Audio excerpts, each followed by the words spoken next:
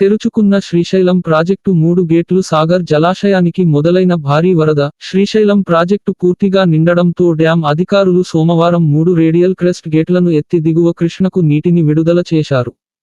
భారీ వరద నీరు వస్తుండడంతో నీటిమట్టం గణనీయంగా పెరుగుతుంది. ఈ నేపథ్యంలో శ్రీశైలం నీటిమట్టం 885 అడుగులకు గాను 876.60 అడుగులకు చేరింది. శ్రీశైలం జలాశయానికి ఎగువ నుండి 3,60,483 క్యూసెక్కుల నీరు వస్తుంది.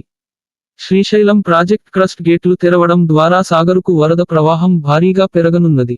శ్రీశైలం ప్రాజెక్టుకు ఎగువ నుండి 4,74,227 క్యూసెక్కులు వరద వస్తున్నది. దిగువకు 1,63,689 క్యూసెక్కులు విడుదల చేస్తున్నారు. 3 గేట్ల ద్వారా 76,056 క్యూసెక్కులు, కుడి ఎడమల విద్యుత్ కేంద్రాల ద్వారా 63,133 క్యూసెక్కులు విడుదల చేస్తున్నారు. వస్తున్న వరదల ఆధారంగా మరికొన్ని గేట్లు ఎత్తే అవకాశం ఉంది. శ్రీశైలం జలాశయం 885 అడుగులకు 215 టీఎంసీలు సమానం. ప్రస్తుతం 878.90 అడుగులకు చేరుకున్నది. 179 టీఎంసీలు నిల్వ ఉన్నది.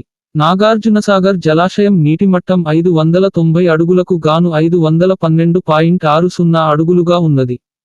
టీఎంసీలలో 136.1274కు సమానం. జలాశయం పూర్తిస్థాయి నీటిమట్టం 312 టీఎంసీలు.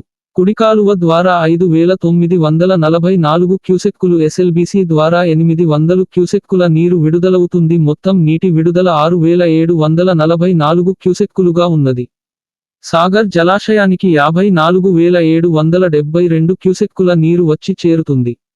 ఇదే విధంగా వరద భారీగా వస్తే సాగర్ జలాశయం నీటిమట్టం త్వరగా పెరిగే అవకాశం ఉండదని అధికారులు ఆశాభావం వ్యక్తం చేస్తున్నారు.